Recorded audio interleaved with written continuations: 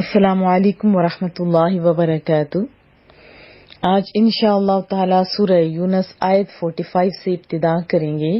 کریم رب سے دعا ہے مولا کریمہ سننے سنانے پھیلانے والوں کو دونوں جہانوں کی ترقیاں عطا فرما اور ہمیں عمل کی بھی توفیق عطا فرما۔ اعوذ باللہ من الشیطان الرجیم، بسم اللہ الرحمن الرحیم۔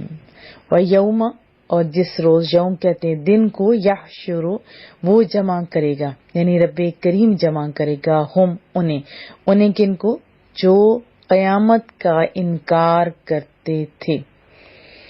کأن لم یلبثوا، گویا وہ نہیں ٹھہرے، یعنی دنیا میں وہ نہیں رکے، نہیں ٹھہرے، الا ساعہ، مگر ایک گھڑی۔ سا گھڑی کو بھی کہتے ہیں نا، یہ جو ٹائم والی ہوتی ہے، اور مومنٹ کو بھی کہتے ہیں، لمحے کو بھی کہتے ہیں، من النہار، دن کی۔ یتعارفون، وہ پہچانیں گے، بینہم، ایک دوسرے کو۔ تعارف اردو کا لفظ ہے، پہچانا، پہچان کروانا کہتے ہیں نا، اس کا تعارف کروا دیں، پہچان کروا دیں یہ ہے کون۔ وَيَوْمَ يَحْشُرُهُمْ كَأَن لَّمْ يَلْبَثُوا إِلَّا سَاعَةً مِّنَ النَّهَارِ، جس روز اللہ تعالیٰ انہیں جمع کرے گا، وہ خیال کریں گے کہ وہ گویا دنیا میں نہیں ٹھہرے مگر ایک گھڑی دن کی، یعنی ایک گھڑی دن کی دنیا میں ٹھہرے تھے۔ یتعارفون بینہم، ایک دوسرے کو وہ پہچانیں گے، تب ان پہ حقیقت کھلے گی۔ قد خسرا، کہ وہ گھاٹے میں رہے، خسارے میں رہے، یہ بھی اردو کا لفظ ہے نا، خسارہ، گھاٹا۔ الذین، وہ جنہوں نے کذبوا، جھٹلایا، مانا نہیں تھا بلکہ تکذیب کی تھی، جھٹلایا تھا، بلقاء اللہ، اللہ کی ملاقات کو، ملنے کو۔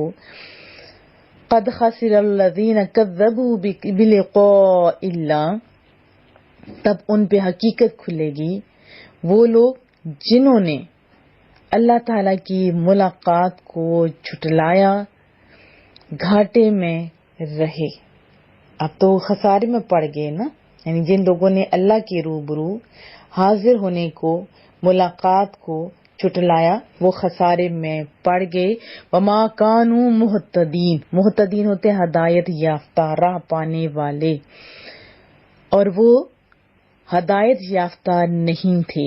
وَإِمَّا، اور خواہ، یہ بہرحال، اور اگر، نُرِيَنَّكَ، ہم دکھائیں تجھے، نُرِيَنَّ، ہم دکھائیں، کا، آپ کو، بعد، بات اردو کا لفظ ہے کچھ، الذی، جس کا، نعدہم، وہ عین دال، وعدہ جو اردو کا لفظ ہے نا، وعدہ، نعدہم، ہم نے ان سے وعدہ کیا ہے، او نتوفینک، یا ہم آپ کو اٹھا لیں، نتوفین اور پلس کا، کہ ہم تیری زندگی پوری کر دیں یا ہم تجھے وفات دے دیں۔ فوت اردو کا لفظ ہے نا، فوت ہونا، مر جانا، ہم اٹھا لیں گے آپ کو۔ فَإِلَيْنَا مَرْجِعُهُمْ، ہماری طرف انہیں لوٹنا ہے، رجوع کرنا، لوٹ کے آنا۔ ثم، پھر، اللہ تعالیٰ، شہید، گواہ ہے، علی، اس پر، جو، یفعلون، وہ جو کچھ کرتے ہیں اس پر گواہ ہے۔ وَإِمَّا نُرِيَنَّكَ بَعْضَ الَّذِي نَعِدُهُمْ أَوْ نَتَوَفَّيَنَّكَ فَإِلَيْنَا مَرْجِعُهُمْ ثُمَّ اللَّهُ شَهِيدٌ عَلَى مَا يَفْعَلُونَ، اور خواہ ہم آپ کو کچھ، یعنی عذاب دکھا دیں جس کا ہم نے ان سے وعدہ کیا ہے، یا پہلے ہی اٹھا لیں، آپ کو ہر حالت میں ہماری طرف ہی لوٹنا ہے۔ پھر اللہ تعالیٰ اس پر جو وہ کرتے ہیں گواہ ہے، اللہ دیکھ رہا ہے نا، گواہی وہی دیتا ہے جو دیکھ رہا ہے۔ اور ہمارا ایمان کیا ہے کہ چاہے گھپ اندھیرے میں ہو، چاہے سامنے ہو، چاہے کمرے کے اندر ہو، جہاں بھی ہو، اللہ دیکھ رہا ہے، اللہ ہر جگہ موجود ہے۔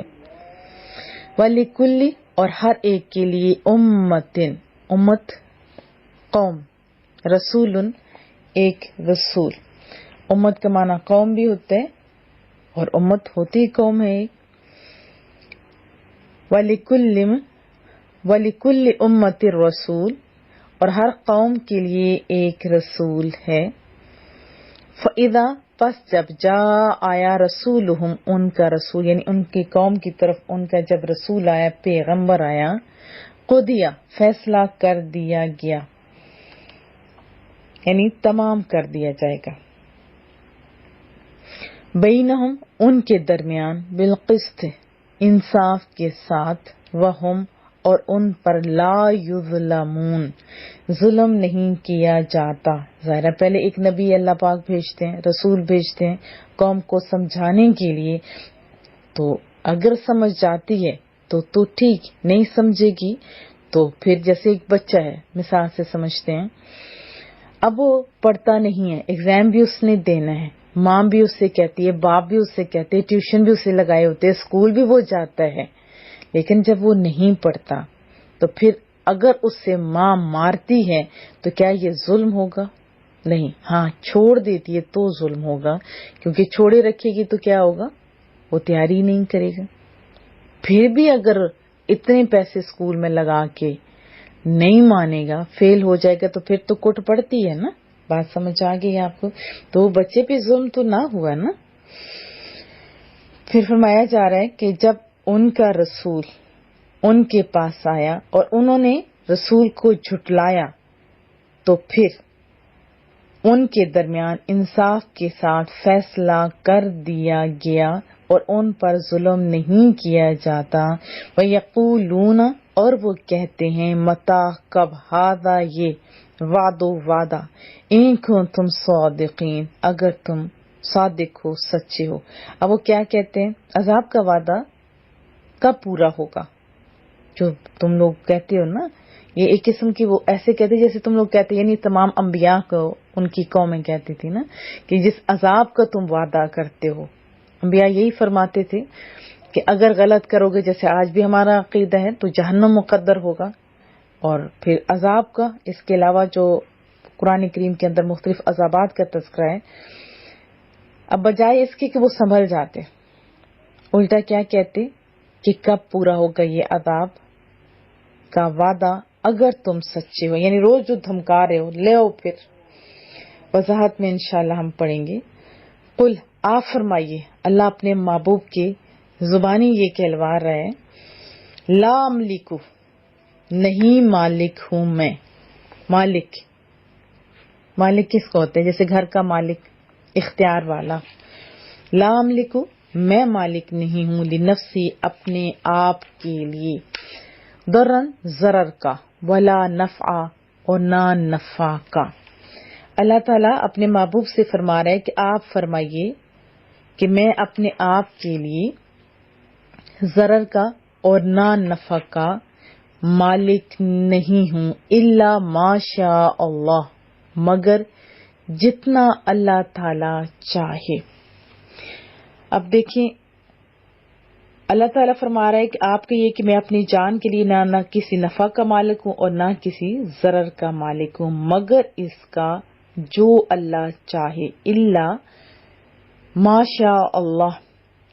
اب اس کو بھی آپ نے توجہ دینی ہے. معنی یہ ہے کہ اللہ تعالیٰ جس چیز کا چاہے مجھے مالک اور قادر بنا دیتا ہے. جیسے اللہ تعالیٰ رازق ہے نا، رزق دینے والا، اور رسول اللہ صلی اللہ علیہ وسلم قاسم ہے، دنیا اور آخرت کی نعمتیں تقسیم کرنے والے.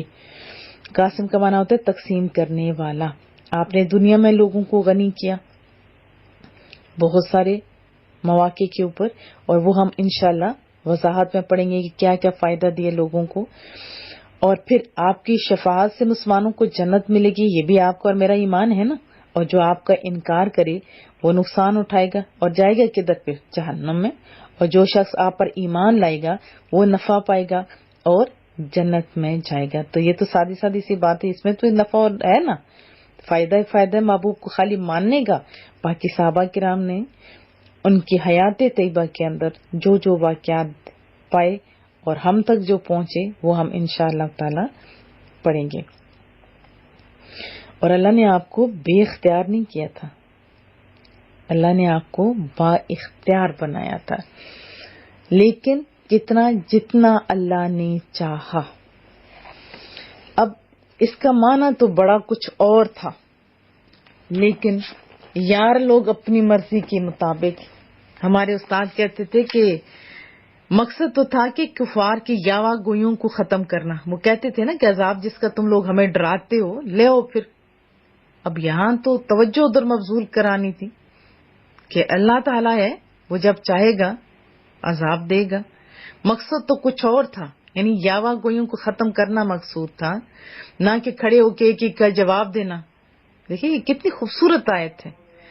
ہمارے استاد کہتے تھے کہ یار لوگوں نے اس آیت کی آڑ میں محبوب کریم کے فضائل اور کمالات کا انکار کرنا شروع کر دیا اور ایسی اناب شناب بانٹتے کرنے لگے جس سے دین اور جو عقل مند لوگ ہیں دونوں شرمندگی محسوس کرتے ہیں کہ حضور کسی چیز کے مالک نہیں، کچھ نہیں دیتے، جیسے بے بس ہوں.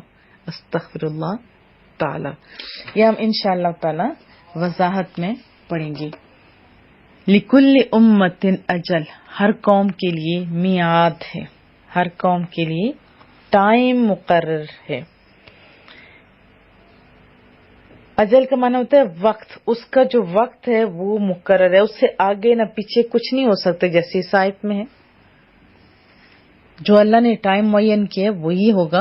فرمایا ہر قوم کے لیے میعاد مقرر ہے. اذا جب جا آئے گی، وہ میعاد آئے گی، اجلہم ان کی میعاد، فلا یستأخرون تو نہ پیچھے رہ سکیں گے، ساعہ ایک گھڑی ایک لمحہ، ولا یستقدمون اور نہ آگے بڑھ سکیں گے.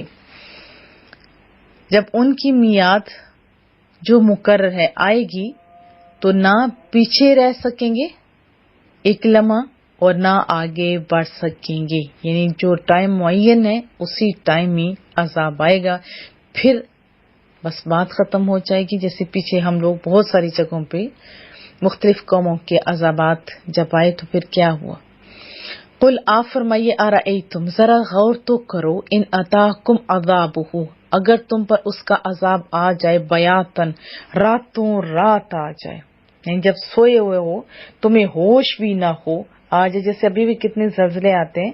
یہ ٹھیک ہے کہ محبوب کریم کی دعاؤں کے صدقے اجتماعی عذاب نہیں ہیں، لیکن گناہ جب بڑھ جاتے ہیں، یہ دیکھو اللہ تعالیٰ تھوڑے تھوڑے جھٹکے دے کے آنکھیں ہماری بھی کھولتا رہتا ہے. تو یہ ان کو فرمایا جا رہا ہے اور ہماری آنکھیں کھولی جا رہی ہیں کہ لوگوں تم تو مان جو تم تو مانتے، وہ تو تھے ہی منکر. بہرحال فرمایا جا رہا ہے اے منکرو ذرا تم غور کرو، اگر تم پر اس کا عذاب راتوں رات آ جائے، او نہارا یا دن دہاڑے آ جائے، ماذا یستعجل منہ المجرمون تو کیا کر لوگے، کس چیز کا جلدی مجرم مطالبہ کر رہے ہیں. یستعجل اجلت اردو کا لفظ ہے، جلدی مطالبہ کر رہے ہیں، مجرمون مجرم، یعنی کس چیز کا جلدی مطالبہ کر رہے ہیں اس سے مجرم. یہ بھی آپ کہہ سکتے ہیں کہ گناہگار جو مجرم لوگ ہیں کس بات کی جلدی کر رہے ہیں. ثم پھر قیلا کہا جائے گا للذین ظلموا انہیں جنہوں نے ظلم کیا، ذوقوا چکھو عذاب الخلد. جیسے خالدین بھی ہم نے پڑھا ہمیشہ کا، خلد کا معنی ہوتا ہے دائمی ہمیشہ والا، یہ کہ نہیں کہ عارضی طور پہ اور پھر چلا جائے گا، نہیں، یہ دائمی عذاب ہے. ثم کیا اذا جب ما وقع عذاب نازل ہو جائے گا، تم ایمان لاؤ گے بھی اس پر، یعنی جب عذاب آ جائے گا تو پھر تم ایمان لاؤ گے. الآن اب، وقد کنتم اور تم تھے بھی اس کی تستعجلون جلدی مچایا کرتے تھے، یعنی اجلج جلدی، یعنی جلدی مانگتے تھے جلدی سے عذاب آ جائے.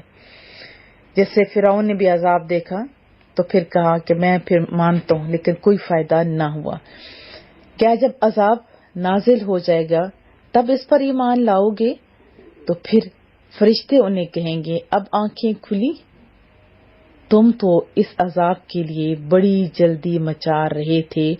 ثم پھر قیلا کہا جائے گا للذین ظلموا انہیں جنہوں نے ظلم کیا، ذوقوا چکھو عذاب عذاب خلد. جیسے ہم لوگوں نے بہت ساری جگہوں پہ پڑھا خالدین ہمیشہ رہنے والے، خلد بھی دائمی ہی ہوتا ہے، ہمیشہ کا. یہ نہیں کہ آج عذاب ہے تو کل چھٹکارا، نہیں، دائمی عذاب کا مزہ چکھو. ثم قیل للذین ظلموا ذوقوا عذاب الخلد، پھر ظالموں سے کہا جائے گا کہ اب دائمی عذاب کا مزہ چکھو. حل کیا تجزونا، تمہیں بدلہ دیا جائے گا، الا مگر یا سوائے یا بجز بما کنتم تکسبون، اس کے جو کچھ تم کمایا کرتے تھے، یعنی جو تم عمل کیا کرتے تھے اسی کا بدلہ ہوگا. کیا تمہیں بدلہ دیا جائے گا سوائے اس کے جو کچھ تم کیا کرتے تھے یا کمایا کرتے تھے. سادے لفظوں میں یہ بھی آپ کہہ سکتے ہیں کہ اس نے ظالموں سے کہا جائے گا کہ دائمی عذاب کا مزہ چکھو، اب تمہیں انہی اعمال کا بدلہ دیا جائے گا جو تم دنیا میں کرتے تھے. آنکھ بند ہوئی تو پھر تو بات ختم. ہاں، اگر کلمہ پڑا ہوا ہوگا، لا الہ کے جو ماننے والے ہوں گے، ایمان والے ہوں گے، ان کو مرنے کے بعد بھی وہ ذاتی طور پر اس ٹائم عمل تو نہیں کر سکیں گے، لیکن جو دنیا میں محبوب کا فرمان ہے کہ بندے کو مرنے کے بعد 3 چیزیں فائدے دیں گے. ایک، صالح اولاد، نیک اولاد، پھر جو صدقہ جاریہ ہوتا ہے جس سے لوگوں کو نفع ہوتا ہے، اپنی زندگی میں جو کر جاتا ہے بندہ، ہاسپٹل بنا دینا، ادارے مدارس جیسے آپ کا تعاون قرآن ہے ماشاءاللہ سے، اس میں غریب مسکین اچھے جو ہوتے ہیں پڑھنے والے گڈ بچے پڑھ رہے ہیں ماشاءاللہ سے، وہ علم حاصل کر رہے ہیں. اور اس کے علاوہ نفع بخش علم، جب تک اس کے جو پیچھے جن کو اس نے پڑھایا ہوگا، جب تک، جیسے آپ لوگ فارورڈ بھی تو کرتے ہیں نا، جن لوگوں نے سنا انہوں نے آگے سے سنایا، تو جو فارورڈ کرنے والا اس کو ثواب ملتا رہے گا. تو یہ چیزیں صرف ایمان والوں کو فائدہ دیں گی، لیکن جنہوں نے ایمان نہیں قبول کیا ہوگا تو ان کو تو پیچھے نہ کوئی ایصال ثواب ہوتا ہے. اگر انہوں نے صدقہ جاریہ بھی کیا ہوگا تو پھر دنیا میں ان کا نام ضرور ہوئے گا کہ یہ بڑے سخی تھے، یہ وہ، لیکن ان کو کوئی چیز فائدہ نہیں دے گی. شکر کرو کہ آپ مسلمان ہو. ہم زندگی میں نیکیاں کما سکتے ہیں، اور مرنے کے بعد اگر اولاد صالح ہوگی، جب بھی دعا کرے گی آپ کو فائدہ ہوگا، اچھا عمل کرے گی تب بھی آپ کو فائدہ ہوگا. بہرحال اس کے آج وضاحت جاننے کی کوشش کرتے ہیں. کریم رب سے دعا ہے اللہ پاک میری زبان پر کلمت الحق جاری فرمائے. اب کفار جان بوجھ کے تنگ کرتے تھے رسول اللہ صلی اللہ علیہ وسلم کو، پوچھتے تھے کہ عذاب کب آئے گا، اب اسے جلدی کیوں نہیں اتارتے، ہم تو آپ کو بہت زیادہ ستاتے ہیں، ستانے میں کوئی کسر اٹھا نہیں رکھتے، اگر آپ کچھ کر سکتے ہیں تو پھر ہمیں تحس نحس کر دیجئے. انہیں کیا خبر تھی جس ذات کے ساتھ وہ الجھ رہے ہیں اس کی شان کیا ہے. اب تمام انبیاء دیکھیں وہ تو بولتے وہی تھے جس سے رب راضی رہے، زبان کھلتی تھی، تو ہے نا قرآن کریم کے اندر ہی ہم نے پڑھا تھا، وہ تو حق والی زبان تھی. اب وہ جو تسلیم و رضا والی سونی ہستی ہیں، اب تمہارے تانا تشنیس کے تیروں سے ان پہ کیا اثر ہو سکتا ہے. تو کفار کی ایسی بیہودہ سرائی کا جو جواب تھا، اللہ نے اپنے محبوب کو اس ذریعے یہ فرمایا کہ آپ ان کو کہیں کہ میں ایسا نہیں کر سکتا. پھر ساتھ یہ بھی فرمایا کہ میں اپنی ذات کے لیے نفع نقصان پہنچانے کا کوئی اختیار نہیں رکھتا. ہاں اتنا اختیار رکھتا الا ماشاء اللہ بھی آپ پڑھیں. اگر آدھا آپ پڑھیں گے تو پھر تو آدھی آیت کا انکار ہوگا اور قرآن کریم کی کچھ چیز کا بھی انکار، تو کیا مسلمان رہیں گے؟ نہیں. تو اپنی مرضی کا ہم نے نہیں کرنا، بلکہ جو قرآن کہتے ہیں ہم نے وہ والی بات ماننی ہے. فرمایا کہ ہاں جتنا اللہ نے مجھے عطا فرمایا ہے، یعنی جو قدرت میرے رب نے مجھے عطا فرمائی، تو میں اس کی مرضی کے بغیر تم پر عذاب کیسے اتار سکتا ہوں. ہاں جتنا اختیار اللہ نے دیا ہے. اعلان یہی ہے نا کہ میں تمہیں اپنی ذات کے لیے بھی نفع نقصان پہنچانے کا کوئی اختیار نہیں رکھتا سوائے اس کے جو اختیار، جو قدرت میرے رب نے مجھے عطا فرمائی ہے، تو میں تو اس کی مرضی کے بغیر تم پر عذاب کیسے اتار سکتا ہوں. اب اس آیت کا مقصد کچھ اور تھا. کیونکہ ایک تو جو ایمان والے آپ بھی سمجھتے ہیں کہ اس آیت میں یہ واضح طور پر لکھا ہوا ہے کہ جتنا اختیار میرے رب نے مجھے عطا فرمایا اتنا ہی میں کسی کو ضرر اور نقصان پہنچا سکتا ہوں.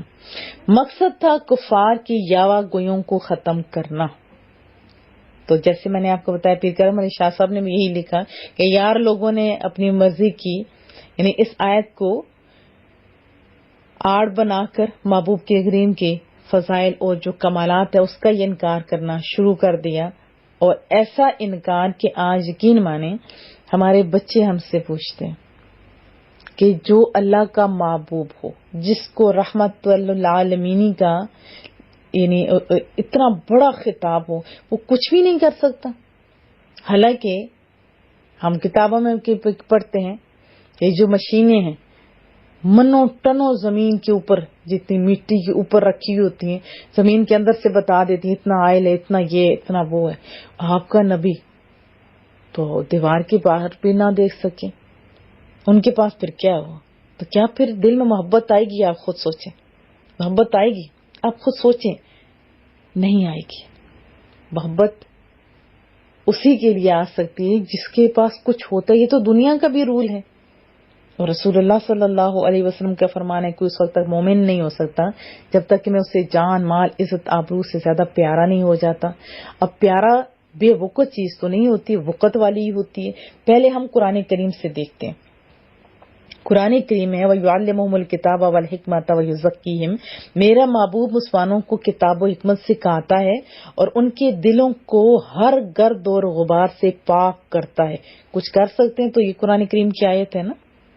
پھر ہم لوگوں نے پڑھا تھا الف لام را کتاب انزلناہ الیک لتخرج الناس من الظلمات الى النور باذن ربهم. اے محبوب یہ کتاب ہم نے آپ کی طرف اس لیے نازل کی ہے کہ آپ لوگوں کو ہر قسم کے اندھیروں سے نکال کر ہدایت تک پہنچائیں ان کے رب کریم کی اذن سے.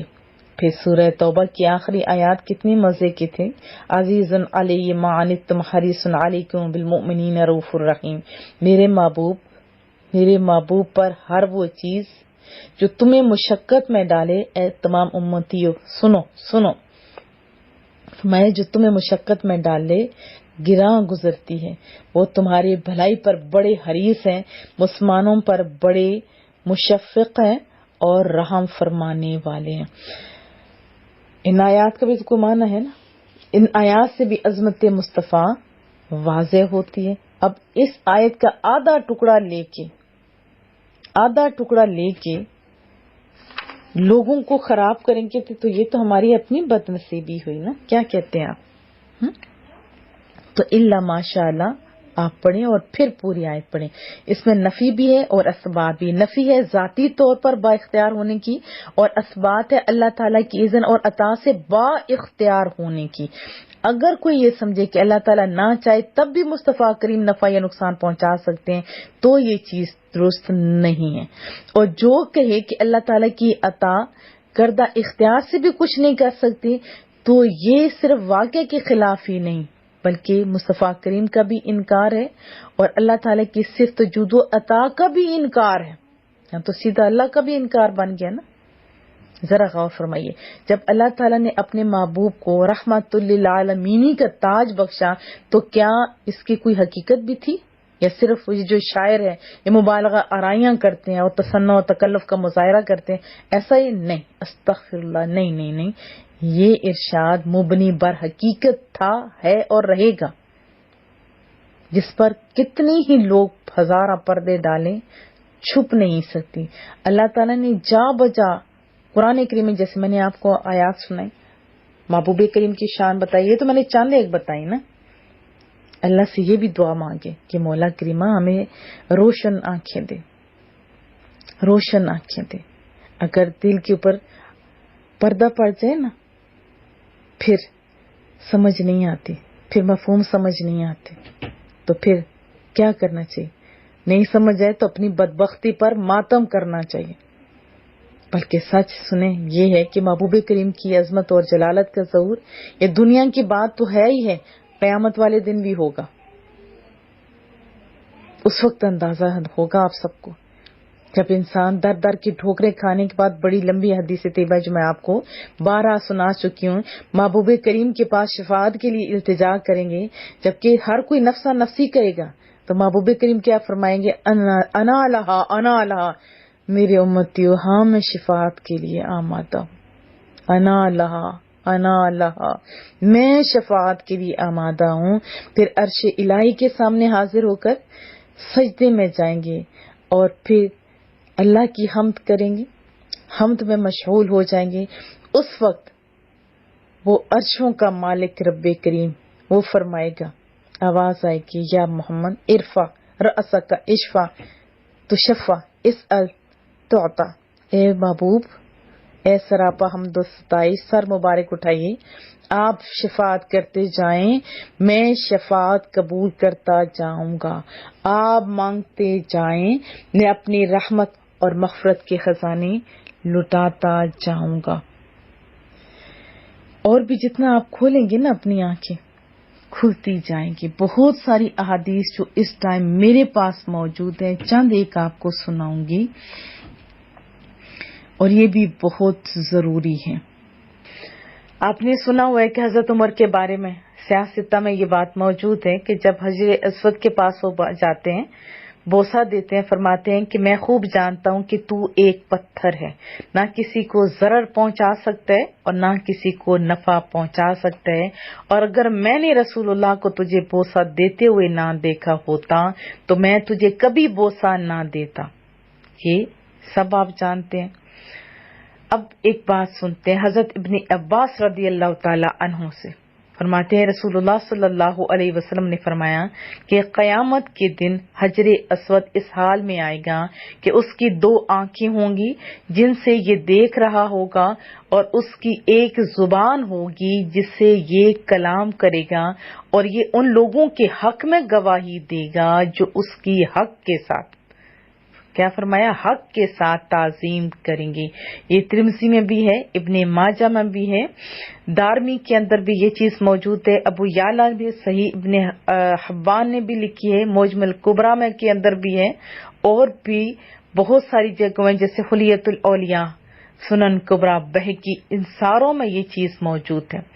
تو حضرت عمر نے یہ تو ایک پتھر ہے، نہ کسی کو ضرر پہنچا سکتا ہے نہ کسی کو نفع، اس لیے فرمایا تھا کہ لوگوں نے تازہ تازہ بتوں کی عبادت کو چھوڑا تھا۔ حضرت عمر کو خدشہ ہوا کہ کہیں لوگ یہ نہ سمجھیں کہ حجر اسود کی تعظیم کرنا بھی ایسا ہے جیسے کہ زمانے جاہلیت میں عرب بتوں کی تعظیم کرتے تھے، تو انہوں نے ارادہ کیا کہ لوگوں کو بتلائیں کہ ان کا حجر اسود کی تعظیم کرنا محبوب کی فعل کی اتباع کی وجہ سے تھا، نہ اس لیے کہ حجر اسود ضرر اور نفع بذات دیتا ہے، جیسا کہ زمانے جاہلیت میں بتوں کی عبادت کی جاتی تھی۔ تو دیکھیے حضرت عمر نے فرمایا حجر اسود ضرر اور نفع نہیں پہنچا سکتا۔ اس سے لے کے اب آگے اتنا لمبا لوگوں نے لکھا کہ بندے کو شرم آنے لگ جاتی ہے۔ اب میں نے حضرت ابن عباس کی آپ کو واضح طور پہ بتائی، محبوب کریم کی فرمان۔ حضرت عمر کو آپ کو پتہ ہے کہ وہ ہستی تھی جن کے بارے میں رسول اللہ نے فرمایا میرے بعد کوئی نبی ہوتا تو عمر ہوتے۔ جب انہوں نے ایک حدیث طیبہ سنی تھی نا کہ جس کے دل میں لا الہ کے بارے میں، یہ میں نے آپ کو پوری وضاحت سے بتائی ہوئی کہ لا الہ جو پڑے گا دل سے اور اتنے سے تو تب بھی وہ دوزخ میں نہیں جائے گا، تو اس پہ بھی حضرت عمر نے سختی سے منع فرمایا تھا۔ یہ نہیں کہ محبوب کریم کی وہ بات نہیں مانتے تھے، اس وجہ سے فرمایا تھا کہ لوگ عمل کرنا چھوڑ دیں گے، لیکن بات تو سچ تھی، اور جتنا وہ عمل کرتے تھے اتنا کوئی بھی نہیں کرتا تھا، اور ہر ایک کی توجہ حضرت عمر نے اصل میں رسول اللہ کی طرف کی تھی۔ پتا تھا نا کہ لوگ صرف اپنے چھوٹے چھوٹے فائدے دیکھ کے تو وہ بہت سارے کام چھوڑ دیتے، اس وجہ سے، اور محبوب کی طرف توجہ دلانا مقصود تھا۔ حضرت عمر کا مقصد کیا تھا؟ رسول اللہ کی طرف توجہ دلانا۔ جب دل میں رسول اللہ کی محبت ہوگی تو ان چیزوں کے ساتھ تو آٹومیٹکلی بندے کو فائدہ ہوگا، پھر عمل کی طرف بھی بندے کی توجہ جائے گی۔ یہ مقصد تھا حضرت عمر کا، کیونکہ حضرت عمر قرآن کریم کی آیات جانتے تھے، اور وہ لوگوں کو تعلق رسول اللہ سے مضبوط کرنا چاہتے تھے، جیسے قرآن کریم کی آیات کے اندر موجود ہے۔ سورۃ التوبہ ذرا کھولیے 74 آیت کے اندر، ان کو صرف یہ ناگوار ہوا کہ اللہ اور اس کے رسول نے ان کو اپنے فضل سے غنی کر دیا۔ صرف اللہ کا تذکرہ نہیں، یہاں رسول اللہ کا بھی تذکرہ ہے۔ یقیناً رسول اللہ غنی کرتے تھے تو تب بھی نا۔ پھر سورۃ توبہ کے اندر آیت 59 میں بھی ہم نے پڑھا تھا، اور کیسا اچھا ہوتا کہ اگر وہ اس چیز پر راضی ہو جاتے جو ان کو اللہ اور اس کے رسول نے عطا کی، اور وہ یہ کہتے کہ ہمیں اللہ کافی ہے، ان قریب ہم کو اللہ اپنے فضل سے عطا کرے گا، اور ساتھ اسی آیت کے اندر بھی ہے اور اس کا رسول بھی اپنے فضل سے عطا کرے گا۔ پھر سورۃ الاحزاب کے اندر بھی ہے، اور جب آپ اس شخص سے کہتے تھے جس پر اللہ نے انعام کیا اور آپ نے انعام کیا اللہ تعالیٰ کے عطا سے، نبی کریم صلی اللہ علیہ وسلم جیسے احادیث کے اندر ہے نفع پہنچاتے تھے کیسے، جیسے حضرت سہل بن سعد بیان کرتے ہیں کہ خیبر کے دن، یہ واقعہ بھی آپ سب جانتے ہیں کہ رسول اللہ نے فرمایا کل میں جھنڈا اس شخص کے ہاتھوں میں دوں گا جس کے ہاتھوں پر اللہ خیبر کو فتح کرے گا، وہ اللہ اور اس کے رسول سے محبت کرتا ہوگا اور اللہ اور اس کا رسول اس سے محبت کرتے ہوں گے۔ پھر مسلمانوں نے رات کو اس طرح گزاری کہ وہ ساری رات مضطرب رہے کہ صبح آنے والی ہے، جھنڈا کس کے ہاتھ میں جائے گا۔ صبح کو جب رسول اللہ کے صلی اللہ علیہ وسلم کے پاس پہنچتے ہیں، ان میں سے ہر ایک شخص جو تھا ان کو یہ امید تھی کہ آپ اس کو جھنڈا عطا فرمائیں گے، تو آپ نے فرمایا علی بن ابی طالب کہاں ہیں؟ عرض کیا کہ محبوبہ ان کی آنکھوں میں تکلیف ہے، فرمایا بلائیے۔ ان کو لایا گیا، رسول اللہ صلی اللہ علیہ وسلم نے ان کی آنکھوں میں لعاب دان ڈالا، ان کے لیے دعا کی، وہ تو ٹھیک ہو گئے، اور ساری زندگی بعد میں ان کی آنکھوں میں کبھی درد بھی نہیں ہوا تھا۔ آپ نے ان کو جھنڈا عطا فرمایا تو حضرت علی نے عرض کیا کہ محبوبہ میں ان سے قتال کرتا رہوں گا حتیٰ کہ وہ ہماری طرح مسلمان ہو جائے۔ آپ نے فرمایا تم اپنے مہم پر روانہ ہو حتیٰ کہ تم ان کے ساتھ یعنی ان کے علاقے میں پہنچو، پھر تم ان کو اسلام کی دعوت دو، ان کو بتاؤ کہ ان پر اللہ کے کیا حقوق واجب ہیں۔ اللہ کی قسم اگر اللہ تمہاری وجہ سے کسی ایک شخص کو ہدایت دے دے تو یہ تمہارے لیے سرخ اونٹوں سے بہت بہتر ہے۔ یہ صحیح بخاری کے اندر ہے، نسائی کے اندر ہے، اور بہت ساری جگہوں پہ موجود ہے۔ حضرت قتادہ بن نعمان فرماتے ہیں محبوب کریم کو ایک کمان ہدیہ کی گئی، جب احد کا ٹائم آیا نا تو رسول اللہ نے یہ کمان، وہ فرماتے ہیں کہ مجھے دے دی، میں رسول اللہ کی حفاظت کے لیے آپ کے سامنے اسی کمان سے تیر مارتا تھا، پھر کمان ٹوٹ جاتی ہے لیکن وہ خود کھڑے ہو جاتے ہیں اور تیر آتے رہتے ہیں، تو اتنا سخت تیر لگا استغفر اللہ کہ آنکھ کا ڈھیلا وہ نکل آیا۔ اب وہ فرماتے ہیں کہ وہ ڈھیلا میرے چہرے پر لٹک گیا، میں نے اس کو اپنے ہتھیلی میں رکھا تو رسول اللہ کے پاس گیا، محبوب نے جب دیکھا تو آنکھوں سے آنسو جاری ہو گئے۔ کتنے پیار کرتے تھے محبوب کریم۔ آپ نے دعا فرمائی کہ اے رب کریم، قتادہ نے اپنے چہرے سے تیرے نبی کے چہرے کی حفاظت کی ہے، بس اس کی اس آنکھ کو اس کی دونوں آنکھوں میں سب سے حسین اور سب سے تیز نظر والی بنا دے۔ تو حضرت قتادہ کی دونوں آنکھوں میں وہی آنکھ جو نکلی تھی زیادہ خوبصورت اور تیز نظر والی ہو گئی۔ تو کیا فائدہ نہیں پہنچا رہے تھے؟ بتائیے، کیا یہ فائدہ نہیں تھا کہ جنگ احد میں؟ اور پھر حارث بن عبید جو ہے اپنے دادا سے روایت کرتے ہیں کہ جنگ احد میں حضرت ابو ذر کی آنکھ بھی زخمی ہو گئی تو محبوب نے اسی طرح لعاب دہن لگایا، ان کی آنکھیں پہلے سے زیادہ ٹھیک ہو گئیں۔ پھر حضرت عثمان بن حنیف بیان کرتے ہیں ایک نابینا شخص تھے، محبوب سے عرض کی کہ آپ دعا کیجئے نا میری آنکھیں نہیں یہ ٹھیک ہو جائیں۔ آپ نے فرمایا اگر چاہو تو میں دعا کرتا ہوں، اگر چاہو تو صبر کرو اور وہ تمہارے لیے زیادہ بہتر ہے۔ تو اس نے کہا نہیں، آپ دعا کیجئے۔ آپ نے فرمایا کہ اچھی طرح وضو کرو، 2 رکعت نماز پڑھیں، اور پھر یہ نابینا صحابی کی دعا آپ کو نیٹ پہ ہر جگہ مل جائے گی، جس کا ترجمہ یہ ہے کہ اے اللہ میں تجھ سے سوال کرتا ہوں اور تیرے نبی رحمت سیدنا محمد صلی اللہ علیہ وسلم کے وسیلے سے تیری طرف متوجہ ہوتا ہوں، اے محمد میں آپ کے وسیلے سے اپنے رب کی طرف اپنی اس حاجت میں متوجہ ہوتا ہوں تاکہ وہ پوری کی جائے، آپ اس حاجت میں میری شفاعت کیجیے۔ یہ رسول اللہ نے سکھائے، یہ صحابی کو سکھائے، اے اللہ آپ کی میری حاجت میں شفاعت کو قبول فرما۔ اب وہ شخص یہ کلمات ابھی پڑھ ہی رہا تھا، ایسے لگا کہ جیسے اس کی آنکھیں خراب کبھی تھی ہی نہیں، ان کی آنکھیں بالکل ٹھیک ہو گئیں. بات سمجھ آ رہی؟ بالکل ٹھیک ہو گئیں، جیسے ان کی آنکھیں شروع سے ہی ٹھیک تھیں. حضرت عثمان بن حنیف یا حنیف وہ رضی اللہ تعالیٰ عنہ بیان کرتے ہیں کہ ایک نابینا صحابی تھے، وہ رسول اللہ صلی اللہ علیہ وسلم کے پاس آئے کہ تاکہ میری آنکھیں ٹھیک ہو جائیں. عرض کی کہ دعا کیجیے میرے لیے، تو محبوب نے فرمایا کہ چاہو تو اس کو یعنی مؤخر کر دو، وہ بہتر ہوگا. تو اس نے عرض کی نہیں محبوبہ آپ دعا کیجیے.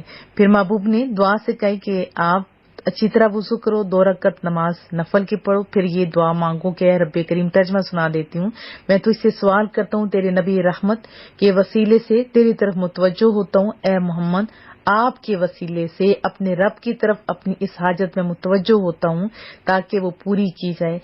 آپ اس حاجت میں میری شفاعت کیجیے، اے اللہ آپ کی میری حاجت میں شفاعت کو قبول فرما. وہ شخص شفاعت کے یہ کلمات جیسے پڑھتے گئے، ان کی آنکھیں ایسے ٹھیک ہوئیں جیسے کبھی خراب تھی ہی نہیں. حضرت عثمان بن حنیف جو دیکھ رہے تھے، حضرت عثمان غنی کا جب دور تھا، عثمان بن عفان رضی اللہ تعالیٰ عنہ کا دور تھا، تو ایک بندے کو کسی کام کی ضرورت ہے تو وہ جاتے تھے لیکن توجہ نہیں ہو رہی تھی. ان کی ملاقات انہی سے ہوئی تو انہوں نے یہی والی دعا سکھائی کہ میں نے اپنے رسول اللہ کو ایسے ایسے دیکھا تھا، یہ دعا بتاتے ہو، اور وہ نابینا صحابی ایسے ٹھیک ہو گئے، تم بھی یہ عمل کرو. جیسے یہ عمل کرتے ہیں، اور ساتھ یہ بھی بتایا کہ جب یہ عمل کر چکو پھر میرے پاس آنا، میں تمہارے ساتھ حضرت عثمان بن عفان کے پاس جاؤں گا. اسی طرح وہ عمل کرتے ہیں، ان کے پاس آتے ہیں. جب وہ جاتے ہیں پھر دونوں مل کے حضرت عثمان بن عفان کے پاس انہیں بڑی عزت کے ساتھ بٹھایا جاتا ہے، پوچھا جاتا ہے تمہارا کیا کام ہے. اس نے اپنے کام کا ذکر کیا تو حضرت عثمان نے اس کا کام کر دیا اور فرمایا تم نے اس سے پہلے اب تک اپنا کام کا ذکر نہیں کیا تھا. اور ساتھ یہ بھی فرمایا کہ یعنی کام بھی کر دیا اور یہ بھی کہ اگر کوئی کام تمہیں بعد میں ہو تو میرے پاس آ جانا. اب یہ کام ہو چکا ہوتا ہے، دوبارہ حضرت عثمان بن حنیف سے وہ عرض کرتا ہے کہ اللہ آپ کو جزائے خیر دے. حضرت عثمان میری طرف توجہ نہیں ہوتے تھے، اب میرے معاملے میں غور نہیں کرتے تھے، آپ نے ان سے میری سفارش کی. حضرت عثمان بن حنیف نے کہا کہ بخدا میں نے حضرت عثمان سے کوئی بات نہیں کی، لیکن ایک مرتبہ میں نے رسول اللہ کی خدمت میں جب موجود تھا آپ کے پاس وہی نابینا صحابی کا پورا واقعہ سنایا کہ اگر تم صبر کرو گے یہ بہتر ہے. تو نبی کریم نے فرمایا کہ تم اس پر صبر کرو گے؟ اس نے کہا یا رسول اللہ مجھے راستہ دکھانے والا کوئی نہیں اور مجھے بڑی مشکل ہوتی ہے. تو محبوب نے اس سے فرمایا کہ تم اس طرح وضو کرو یا یہ رکعت وغیرہ پڑھو اور یہ والی دعا پڑھو. تو انہیں اللہ نے ایسے آنکھیں دی جیسے وہ ازل سے ہی بینا تھے. اب دیکھیں یہ صحابہ کرام کا عقیدہ ہے، یہ ڈائریکٹ کس سے مانگا جا رہا ہے؟ دیکھیں پورا کرنے والی ذات رب کریم کی ہے، اس میں کوئی شک نہیں. لیکن جنہوں نے توحید رسول اللہ سے سیکھی تھی یہ کام وہ فرما رہے اور دوسروں کو بھی تلقین کر رہے ہیں. یا ضمن عرض کر دوں کہ آج کے جو علماء کرام ہیں وہ فرماتے ہیں کہ اگر کسی کو حاجت ہو تو اسی طرح کا عمل کرے، لیکن اس کے بعد انہوں نے تو 3 دفعہ پڑھی تھی نا صحابہ، یا بار بار پڑھی تھی، لیکن یہ جو آج کے علماء کرام وہ فرماتے ہیں کہ کم از کم 100 دفعہ پڑھی جائے اور اس کے بعد دعا کی جائے تو انشاءاللہ تعالی دعا قبول ہوگی.